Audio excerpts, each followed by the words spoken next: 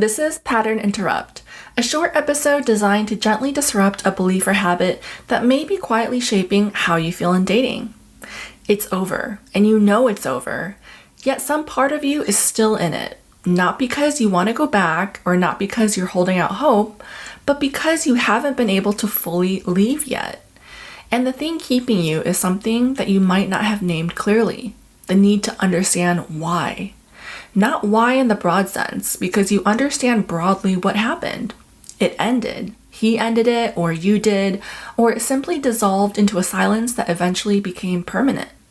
You have the outline, but what you don't have is the explanation that would make the outline feel complete. The specific reason, the clear account of what shifted or what was missing, or what about the two of you together made this the outcome. The thing that if you had it would let you file the experience somewhere and actually move on. And so you keep returning to it, turning it over, running through the timeline, the conversations, the moments, looking for that piece that would make it make sense.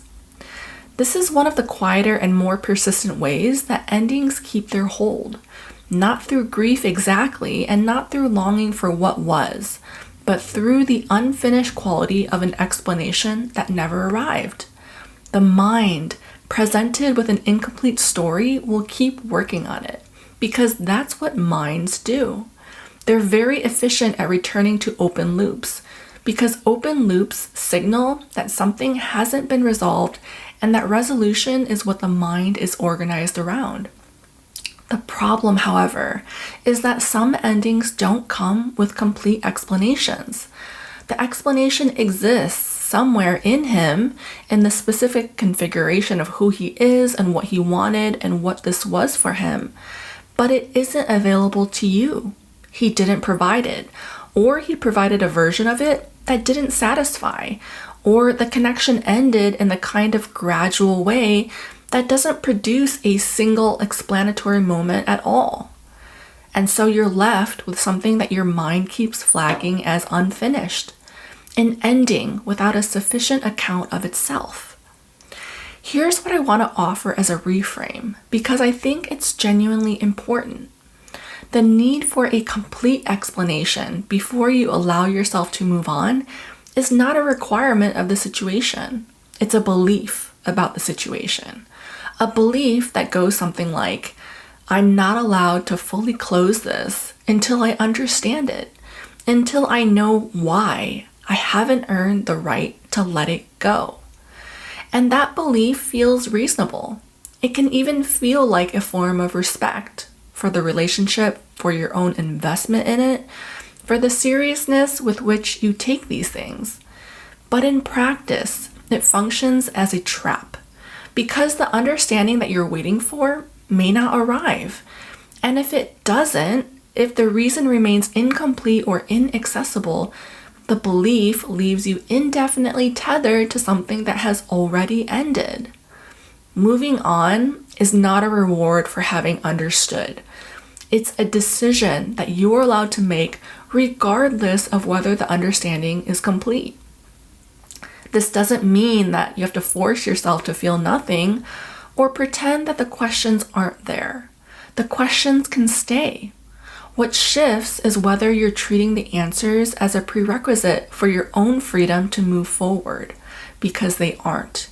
You are allowed to not fully understand why something ended and to move forward anyway. You're allowed to leave the questions open, to acknowledge that some things don't arrive with complete accounts of themselves, and to decide that your life continues regardless.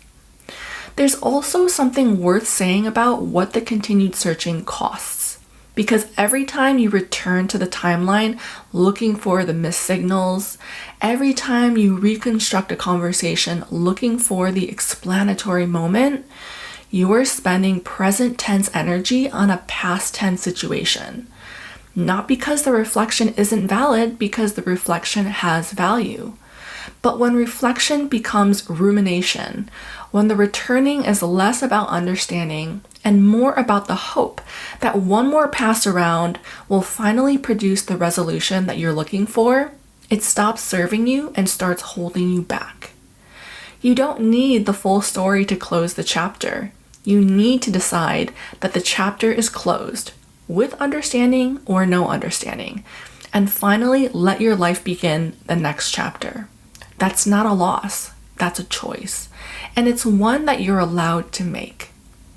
If this landed, the private podcast goes deeper into what your mind is actually doing when it keeps searching for the reason, and how to give it something more useful to work with than an explanation that may never arrive.